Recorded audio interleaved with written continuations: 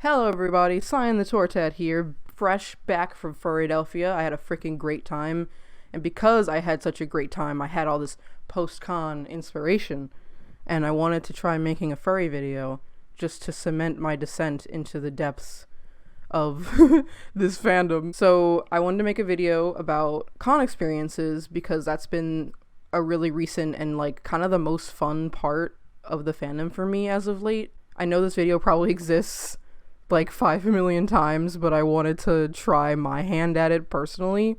If you guys like this video, I might make a video about stories from Furrydelphia because a lot of funny things ended up happening to Citron and I. Or if you guys like, I might make a video about how I became a furry or like how other people found out I was a furry. But yeah, so let's just get right into it, I guess. General advice, as soon as you know you can afford it, get your room, your hotel room, and registration. You do not want to wait, especially with more popular cons. You will increase your chances of completely missing, your chance. So budget, also, please budget. Allocate funds for merch, food, transportation, whatever else you might need. I understand that there are a lot of shiny furry things at these conventions, and it's all really great merch that you want to buy, but it is really not worth bankrupting yourself for this kind of thing. I was talking to Citron and we seem to agree that like $600-$700 is a good budget. You might have to adjust up and down depending on like what con it is or like how much money you have. Sometimes you roll ghetto fabulous and you can't really afford $600-$700 worth of disposable income for this. I know Citron and I, when we went to Furrydelphia, we were way below that amount. So yeah, this is a con filled with a bunch of other furries, and we're all having a good time, enjoying our interests, enjoying fursuiting. Like, so just try to make friends. Like, go to panels, talk to people. The thing I really liked about Furrydelphia and my experience with furry cons in general is that, like, everyone is super friendly and super nice. You should definitely, if you can't go with friends, like, I'd actually honestly recommend if you can get friends to go with you, because splitting costs for like hotel rooms and transportation is like a really good way to save money.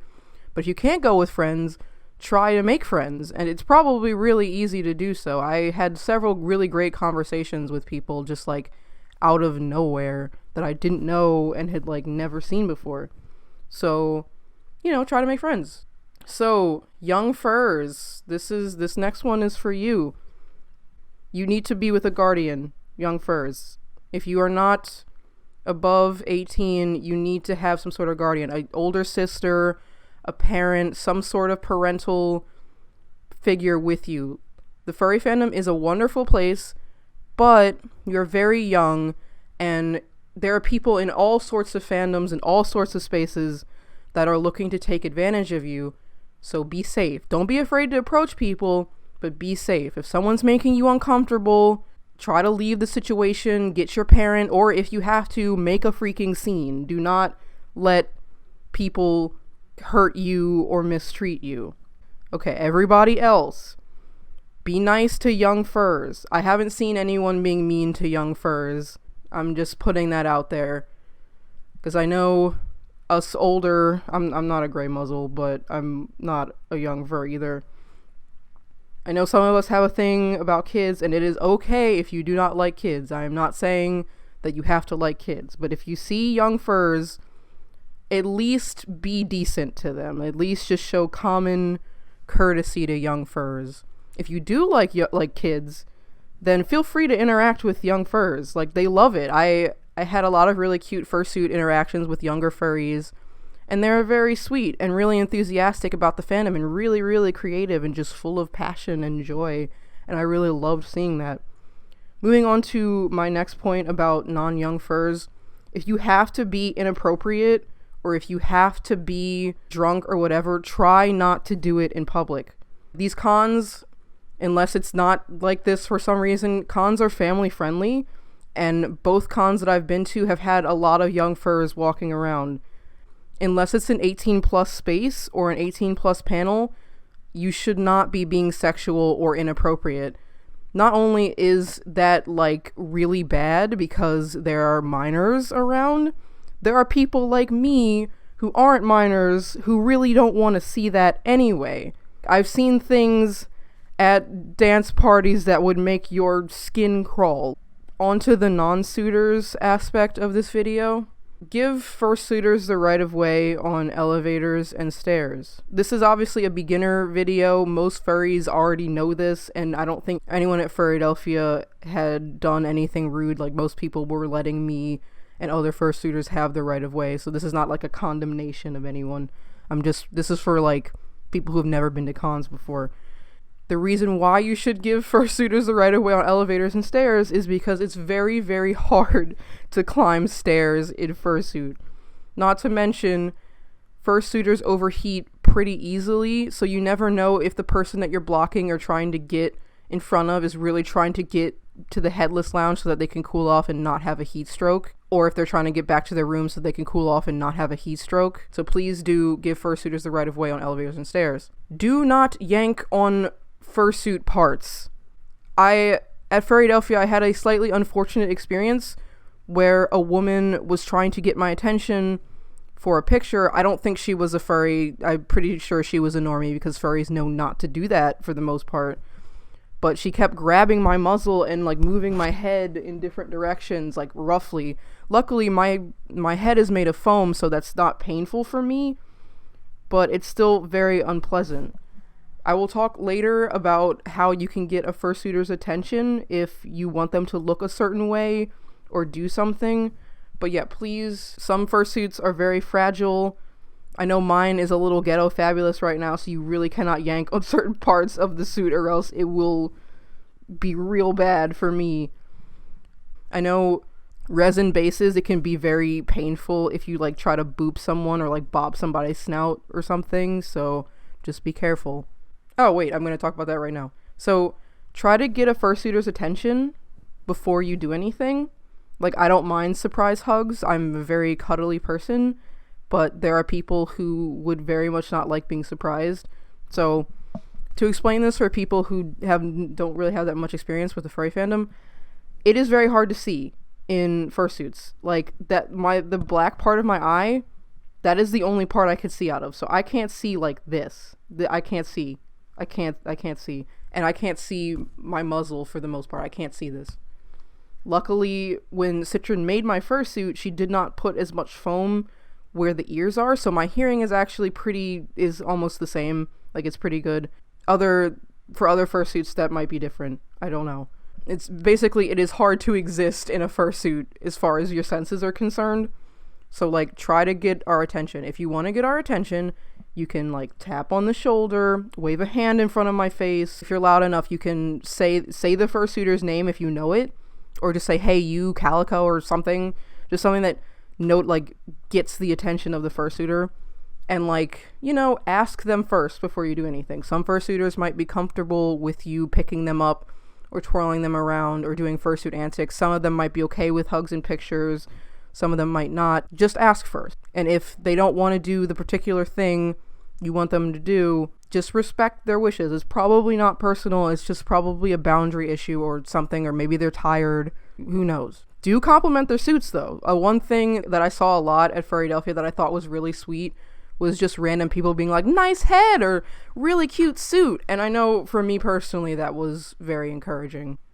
Also, just a note for non-suitors, hey, you're valid. Like, you don't have to have a fursuit to be part of the fandom. Everyone is a part of the fandom and has a grand part to play in this wonderful show. Okay, so this is in general. I think this is both for suitors and non-suitors, honestly.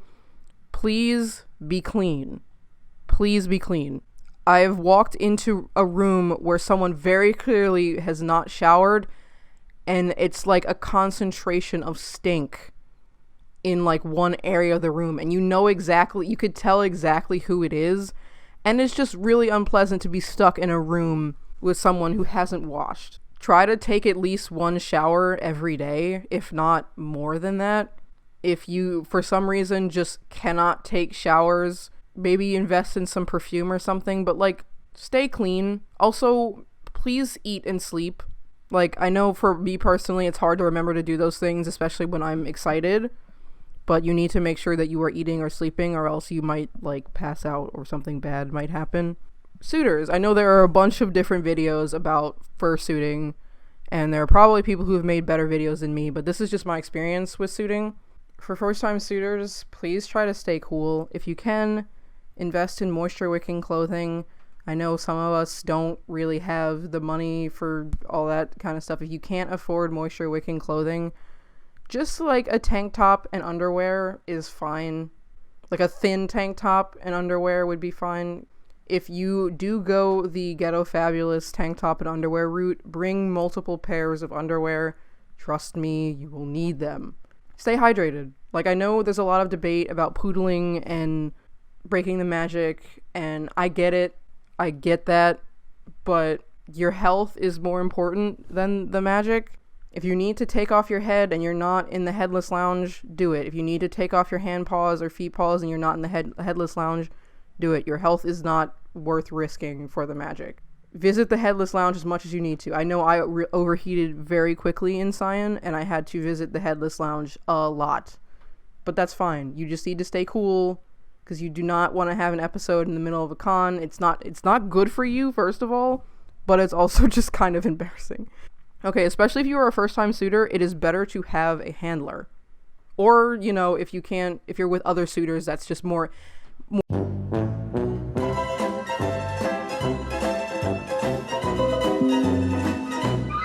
My microphone was being a huge butt, and I lost a whole chunk of audio about suiting, so I'm gonna record that now.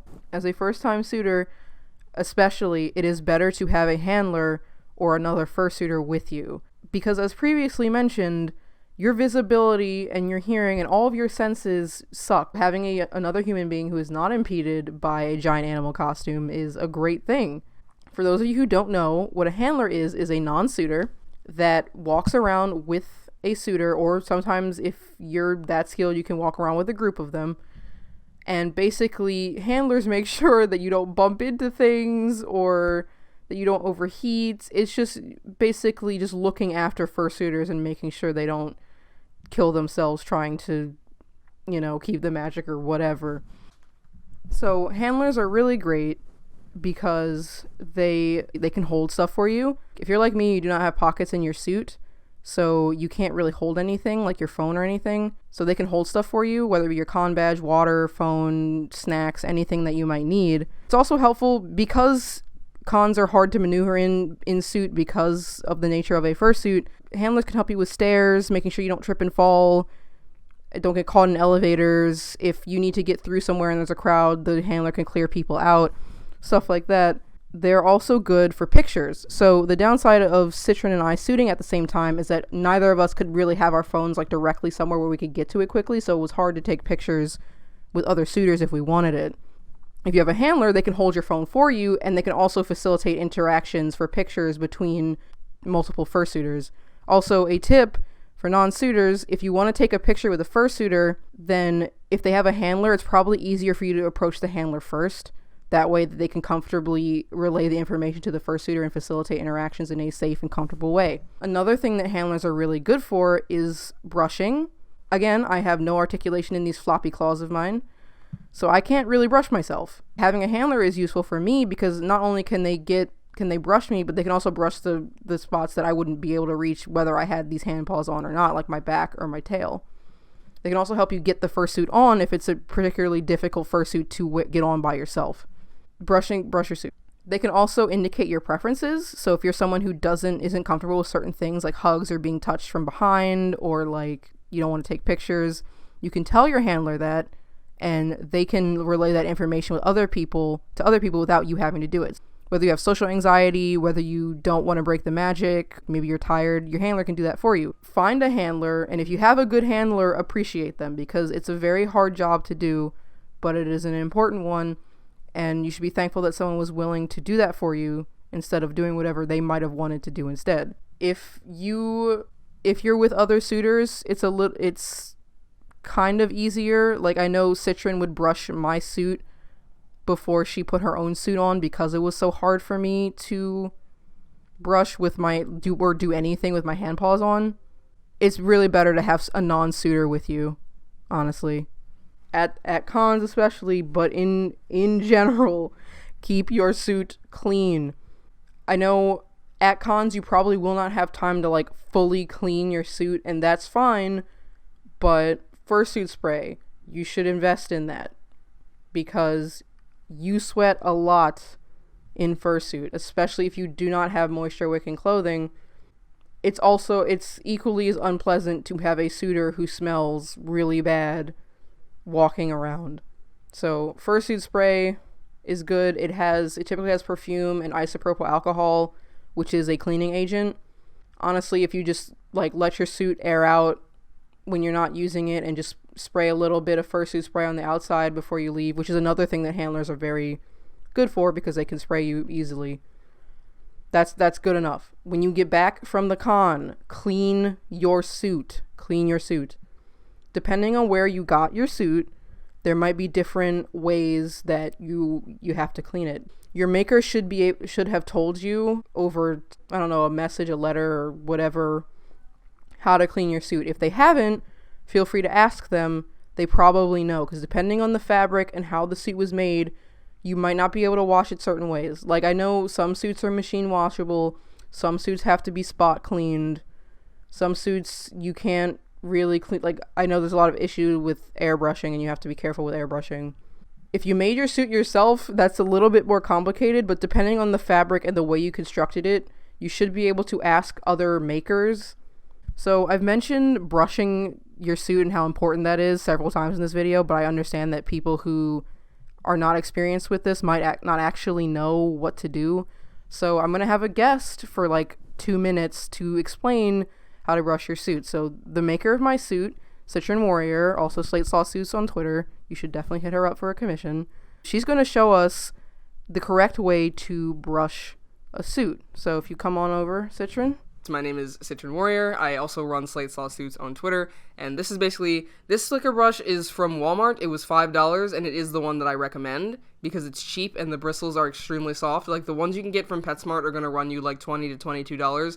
This one cost me $5, and I consider it to be the best one that I own. So what's important when you brush a suit is that you don't brush the same way you would an actual animal. With a regular animal, you take the brush handle like this and you pull down on the fur. You don't want to do that with a fursuit, and I'm going to tell you why. It's because a slicker brush is actually designed to remove fur when you're brushing like a real animal. You don't want to do that with your fursuit, because the more you brush your fursuit with a brush like this, if you brush it like an up-down motion like that, you'll remove the wires, like all the little plastic wires and things that hold fake fur together, and fake fur doesn't grow back, as you probably know. So your fursuit will basically become old quicker if you do that. So instead of taking your brush and going down, you take the same brush, hold it upside down, and you brush like this, because that way it doesn't pull out the fibers, but it still straightens the fur.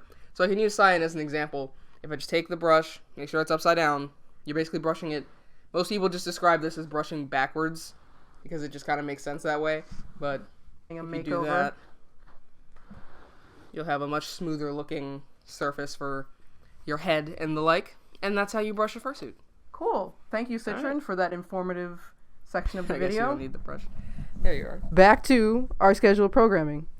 I will also have videos in the description about like handling and stuff, because I've seen really good videos about certain things that I think handle the topic a lot better than I did. Like, enter dance comps, go to the dance party. Like, it's fun. You should totally like strut your stuff, dude. Here's a section that I really wanted to include in the video. I vended for the first time at Furrydelphia, had a great time, had a lot of good conversations with folks and other artists, and people were very kind. But I just want to give you some tips for vending or selling art if you ever get the opportunity to do so at a furry convention. First of all, make sure you know what the frick is going on. Typically, cons will send you emails once you get approved for something, but, you know, staff is always pretty busy, so maybe they forgot or didn't have time to like draft up the rules. Typically there's like attendee services, or you can go up to staff and ask them what you should be doing. Just make sure you know what you have to do, especially legally, but also like, what do they want you to check in? Do they want you to pay for your table? Do you have to be there by a certain time? Stuff like that. Second point, budget for merchandise. You don't want to bankrupt yourself and you want to make sure that you can actually make a profit off of the merchandise that you're selling. There are many different manufacturers. I know personally I used Vistaprint for my business cards, Shutterfly for my posters, Sticker Mule for my stickers, which shout out to Sticker Mule because the stickers looked freaking great. And not only that, they arrived like 4 days earlier than they were supposed to. That was fantastic.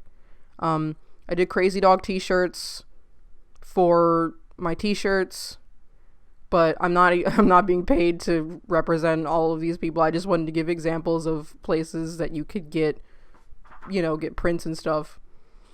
Yeah, there are many different manufacturers, so don't be afraid to like look around and see what works best for you. You might have to go with cheaper options than the ones that I suggest, even though Sticker Mule is actually fairly cheap. Speaking of merch, you want to price your merch based on how much you paid for it. So you don't want to charge the exact same price that you bought the merchandise for, because then you won't make a profit. You want to charge at the basis that amount, but a little bit more. And depending on tax stuff, and maybe like, I know for Philadelphia, not only did we have to account for sales tax, but you had to account for the con tax, like the con taking tax from you. So you want to add that amount as well to the price to make sure that your profit is not being sapped by the different tax stuff. Also, a basic way to do that, because I'm saying this and I'm not really explaining how to do it. So for the stickers, let's say I got a 20 pack of stickers for $20. Let's just say that. So you need to find the price per unit. So you would divide the 20 by 20, because it's $20 by 20 stickers, and you'd get $1 per sticker. So you want to charge more than $1 per sticker to make sure that you're actually making a profit. And on top of that, you want to charge sales tax. It might be different. It's going to be different depending on the state that you're in. And then any additional fees or taxes on top of that, if that makes sense. I knew this going in, and Citron had talked to me about this, but try not to sell on Sunday. Unless you are like a popular person that people want to be there for, Sunday is not a good day. It's the lowest traffic day of the con. People are already leaving. People spent all their money already. They're tired. Saturday is actually the best day to sell. So if you can get Saturday, do Saturday. It's not impossible to make money on Sunday. I made money, but try for Saturday. Things that you might need: money box for cash. You might need Square for credit cards. Square is very easy. They ship you the little apparatus that you use. You just plug it into your phone or tablet, and it takes the card stuff for you. You might need receipt books. You definitely need business cards with like all your social media and maybe like your email or something, just to get yourself out there. If you're not good at like graphic design or anything like that, try to get someone to help you that is, because a good looking business card is it, chief. Like, that's it. It's really good, and it'll make people want to take them and stuff like that. You want to have signage, like prices. People are going to end up asking you what your prices are either way, but it's good to have the sign there. Honestly, I had to use sketchbook paper for my signage because we were rolling Ghetto Fabulous. There's also stuff that's nice to have, but isn't technically necessary. Like, if you can't afford it, I would say cut this stuff because you don't technically need it. Display cubes. Someone was nice enough to lend me a display cube because I didn't have any. You don't need them though. Or like all kinds of display stuff and like whiteboards and like really fancy signage and stuff. That stuff's good and it will attract people to your table. A banner with like your name or your brand right there would be nice. Also like plastic bags, especially if you have a lot of teensy merchandise, is good. Those things are not super necessary, so if you have to cut something from the budget, I would cut those. Also, strategize for merch. Stickers, charms, and prints tend to sell the most, and they tend to be relatively cheap to produce, especially stickers. Clothing and stuff like that is typically harder to get made, I know, and it's really expensive because of like the printing and stuff. So just strategize. I made shirts because I really, really wanted to make shirts. That might not be for you, or it might not be for you yet. Try to have an assistant. It makes it a lot easier on you. Like if you have to get up for your table for any reason, or if you're like busy with something else while someone's trying to buy something, the person with you do it. You know, it's just a lot easier to do it with someone else. It's not impossible to do it by yourself, but it is helpful to have someone else. When you are selling, like when you are at the table selling, try to be friendly and engage customers. A lot of the time, saying hi was enough to get somebody to come over and potentially buy something. People might be less likely to approach you if you just have your head down and you're not paying attention to anyone. You can make yourself look busy. Like if you have a sketchbook with you, like draw on it, people will come over and be like, oh, well, what you drawing? And stuff like that. Just be polite and like be engaged, I guess. Also, don't feel discouraged if things don't go the way you want. Everybody's first time with everything sucks most of the time.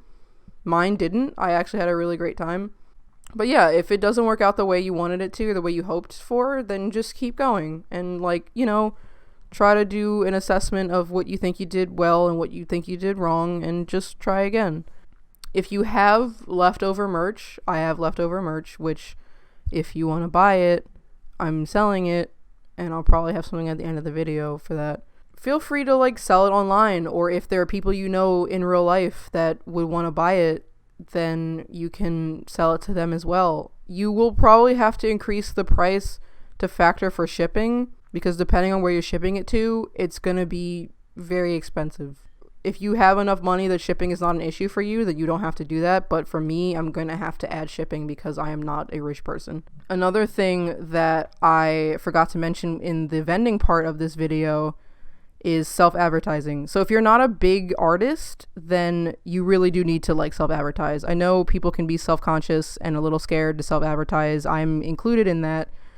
But especially if you don't have a large following, self-advertising is really the way to get your stuff out there. If you have friends or family that can retweet or reblog or like or share the stuff that you're trying to advertise, then you should do that. And if your family and friends love you, then they will do that for you. Also, I guess maybe advertise a week or two before the con. Maybe not before that, because then people might forget. Even while you're at the con, if you're selling stuff or making things, you can like live tweet about it and stuff. But yeah, don't be afraid to self-advertise, because you really do need that. Also, the merch that I'll be selling, that will be on this side of the screen when I edit it, is available. Please contact me at tanglecolors@gmail.com if you're interested in buying these shirts, these stickers, or these posters. I hope you guys enjoyed this video. Feel free to follow my social media. Also, feel free to tell me about your con experiences, any funny things that happened, or anything you wish that you had known before the first time you'd gone to a furry convention.